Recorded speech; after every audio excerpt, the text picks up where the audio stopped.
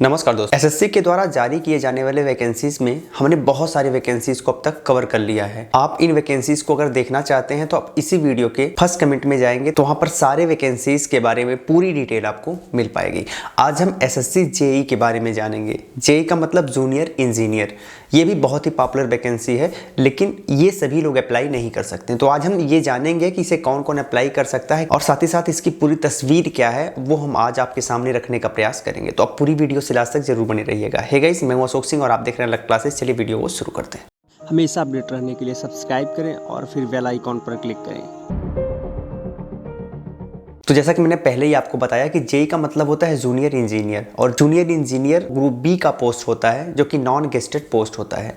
इसमें 4 ब्रांच आते हैं। सबसे पहले सिविल, उसके बाद इलेक्ट्रिकल, थर्ड पर क्वांटिटी सर्वेइंग आता है और फोर्थ पर आता है कॉन्ट्रैक्ट्स। तो ये 4 ब्रांचेस के लिए ये नोटिफिकेशन जारी किया जाता है और अगर आपका इसमें सिलेक्शन हो जाता है तो आपको पे लेवल 6 के हिसाब से सैलरी दी जाती है, जो कि लगभग 35,400 से स्टार्ट होती है और 1,12,400 रुपये महीने के हिसाब से आपको सैलरी दी जाती है। अगर आप इसके पोस्ट के बारे में अधिक इन्फॉर्मेशन चाहते हैं तो आपको यहाँ पर एक स्लाइड दिख रही होगी। स्लाइड में पूरी इन्फॉर्मेशन आपको दी गई है कि कौन कौन से पोस्ट हैं, पूरी जानकारी है। अब हम बात कर लेते हैं एज क्राइटेरिया की। तो मिनिमम 18 वर्ष आपकी एज अगर है तो आप इसे अप्लाई कर सकते हैं। अधिकतम कुछ पोस्ट के लिए 30 वर्ष एज है और कुछ पोस्ट के लिए 32 वर्ष एज है। अगर आप अधिक जानकारी लेना चाहते हैं तो आप यहाँ पर एक स्लाइड देख सकते हैं, उसमें आपको डिटेल दिया हुआ है कि किस किस पोस्ट के लिए कितनी एज रखी गई है। ठीक है, अगर आप SC ST हैं तो 5 वर्ष एज में छूट भी आपको मिल जाएगी। अगर आप OBC हैं तो एज में 3 वर्ष आपको छूट मिल जाएगी। अगर आप PH कैंडिडेट हैं तो 10 वर्ष जनरल के लिए, PH OBC के लिए 13 वर्ष और PH SC ST के लिए 15 वर्ष एज में छूट मिलेगी, जबकि एक्स सर्विसमैन के लिए 3 वर्ष छूट रखी गई है। अब हम बात कर लेते हैं कि कौन कौन इसे अप्लाई कर सकता है, क्या एजुकेशनल क्वालिफिकेशन की डिमांड रखी जाती है।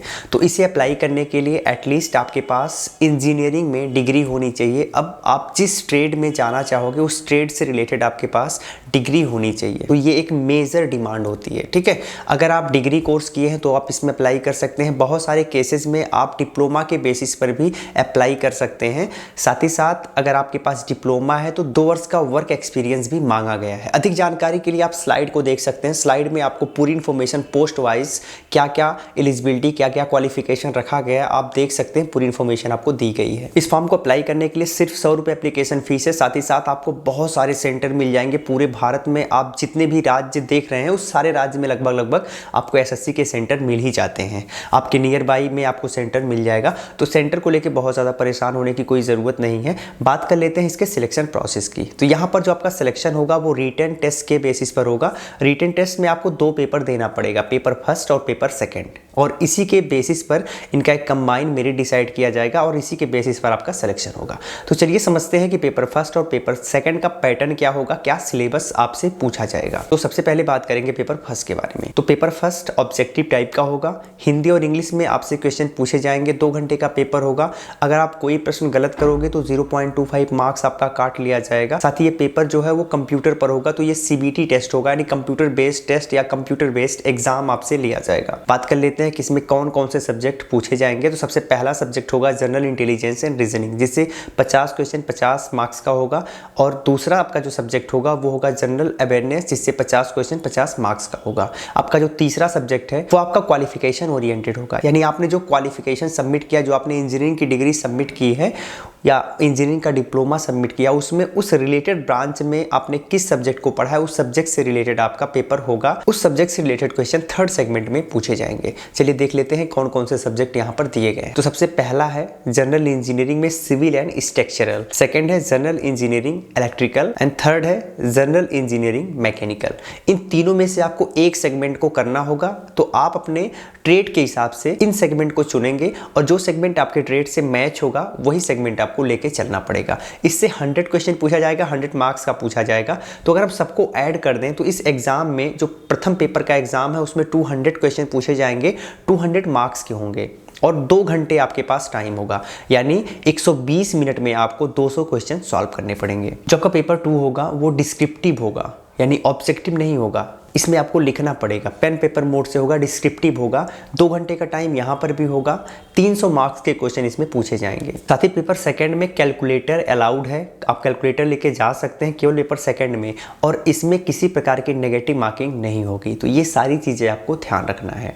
अब बात करते हैं कि इसका सिलेबस क्या होगा, हमें क्या क्या पढ़ना पड़ेगा। तो सिलेबस आप इसी वीडियो के डिस्क्रिप्शन से डाउनलोड कर सकते हैं, लिंक मैं आपको दे दूंगा, वहां से आप इसे डाउनलोड कर पाएंगे। ठीक है, अब हम बात कर लेते हैं मिनिमम क्वालिफिकेशन की। तो गाइस, मिनिमम क्वालिफिकेशन मार्क्स एक ऐसा मार्क्स होता है जितना नंबर आपको चाहिए ही चाहिए होता है एटलीस्ट पास होने के लिए। इसके बाद फिर आप आगे बढ़ेंगे, मेरिट लिस्ट तक पहुंचेंगे। तो जो मिनिमम क्वालिफिकेशन मार्क्स इसमें रखा गया है पेपर फर्स्ट एंड सेकंड के लिए, वो कुछ इस प्रकार से है। अगर आप जनरल कैंडिडेट हैं तो 30% मार्क्स आपको चाहिए, अगर आप ओबीसी ईडब्ल्यूएस हैं तो 25% मार्क्स चाहिए, और अगर आप SC ST हैं तो 20% मार्क्स आपको चाहिए पास करने के लिए। एटलीस्ट मिनिमम इतना नंबर आपको लाना ही पड़ेगा, एटलीस्ट अगर आप आगे बढ़ना चाहते हैं तो। इस तरीके से अगर आप पेपर फर्स्ट और पेपर सेकंड दोनों में क्वालिफाई हो जाते हैं और दोनों के मेरिट लिस्ट में आ जाते हैं, तो फिर अगला स्टेप आता है डॉक्यूमेंट वेरिफिकेशन का। डॉक्यूमेंट वेरिफिकेशन में जो चीजें अपने बारे में आपने मेंशन करा है, उन सारी चीजों से रिलेटेड सर्टिफिकेट आपको शो करना पड़ता है।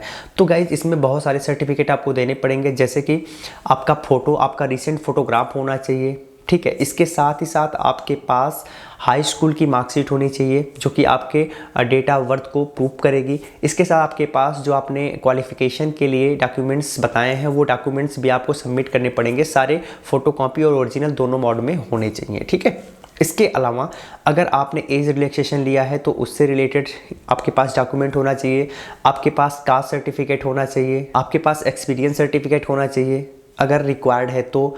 अगर आपने कोई बोनस मार्क्स लिया है तो बोनस सर्टिफिकेट होना चाहिए, एक्स सर्विस मैन है तो उससे रिलेटेड सर्टिफिकेट होना चाहिए, अगर आप दिव्यांग हैं तो उससे रिलेटेड सर्टिफिकेट भी आपको दिखाना पड़ेगा। साथ ही कुछ लोग ऐसे भी होते हैं जो पहले से ही जॉब कर रहे होते हैं और अदर जॉब के लिए ट्राई कर रहे होते हैं, तो ऐसे लोगों को NOC सर्टिफिकेट भी देना पड़ेगा। तो ये कुछ मूलभूत सर्टिफिकेट है, कुछ और सर्टिफिकेट भी मांगे जा सकते हैं, तो वो सारे सर्टिफिकेट आपको डॉक्यूमेंट वेरिफिकेशन में सबमिट करने पड़ेंगे। अब सबसे लास्ट पॉइंट कि आपको तैयारी कैसे करनी है। गाइस, सबसे पहली चीज़ कि आपको सिलेबस और एग्जाम पैटर्न को समझना है। सिलेबस और एग्जाम पैटर्न समझने के बाद इससे रिलेवेंट आपके पास बुक होनी चाहिए। अब आपके पास बुक भी अगर हो गई तो आपको पहले अपने सिलेबस के अकॉर्डिंग पूरे सिलेबस को तैयार कर लेना है, अच्छे से प्रिपेयर कर लेना है। साथ ही जो प्रीवियस ईयर में जो क्वेश्चन पूछे गए उस क्वेश्चन पेपर को भी आपको सॉल्व करते रहना है। यहाँ पर खास बात यह है कि यहाँ पर आपके सब्जेक्ट पर ज़्यादा फोकस किया गया है। आपको पता है कि फर्स्ट पेपर में भी 100 क्वेश्चन आपके सब्जेक्ट ओरिएंटेड होंगे, और जो सेकेंड पेपर होने वाला वो पूरा का पूरा पेपर ही जो है 300 नंबर का आपका सब्जेक्ट ओरिएंटेड होगा। तो आपको अपने सब्जेक्ट पर बहुत ही अच्छे तरीके से फोकस करना है अगर आप इसमें सिलेक्शन लेना चाहते हैं तो सब्जेक्ट को बहुत अच्छे से आपको प्रिपेयर करना है। अगर आपने अपने ग्रेजुएशन में या फिर अगर आपने अपने डिप्लोमा में अच्छे से पढ़ा होगा तो बहुत कुछ चीज़ें आपको तैयार होंगी, उतना ज़्यादा मेहनत करने की ज़रूरत नहीं पड़ेगी। लेकिन अगर आपने अच्छे से नहीं पढ़ा होगा तो फिर यहाँ पर आपको बहुत ज़्यादा मेहनत करने की ज़रूरत पड़ेगी। तो आपको अपने सब्जेक्ट पर बहुत बेहतर तरीके से फोकस करना है। थोड़ा सा फोकस आपको रीजनिंग पर भी करना है और करंट अफेयर और GS पर भी करके चलना है। आपको बताना चाहेंगे कि आप इसके साथ एक टेस्ट सीरीज ले सकते हैं जहां से आप प्रैक्टिस करेंगे तो आपको प्रीवियस ईयर के क्वेश्चन भी वहां मिलेंगे, तो आपका क्वेश्चन भी तैयार होगा और साथ ही आपकी स्पीड भी बढ़ती जाती है। टेस्ट सीरीज आप हमारे ऑफिशियल वेबसाइट www.alagclasses.in पर भी जाके विजिट कर सकते हैं और वहां पर आप एक कोड डालेंगे तो 50% ऑफ में आपको टेस्ट सीरीज मिल जाएगा। वो कोड है अलग क्लासेस 50, ALAKCLASSES 50। तो ये लिख के आप जब रिडीम करेंगे तो जो भी उसका चार्ज होगा उसमें 50% आपको डिस्काउंट मिल जाएगा। गाइस, कैपिटल लेटर में लिखना है। तो उम्मीद करते हैं यह वीडियो आपके लिए काफ़ी हेल्पफुल होगी। बहुत कुछ हमने आपको क्लियर करने का प्रयास किया है। अगर आपका और भी कोई कन्फ्यूजन है तो आप कमेंट कर सकते हैं या फिर सीधे हमारे इंस्टाग्राम पर आप जुड़ सकते हैं, वहाँ पर हमसे DM के माध्यम से प्रश्न पूछ सकते हैं। गाइस, आप हमारे सोशल साइट्स पर हमें फॉलो कर सकते हैं। इसी वीडियो के डिस्क्रिप्शन में हमारे सोशल साइट्स की लिंक है, वहाँ से आप हमें फॉलो भी कर सकते हैं। फिर मिलते हैं, तब तक के लिए जय हिंद।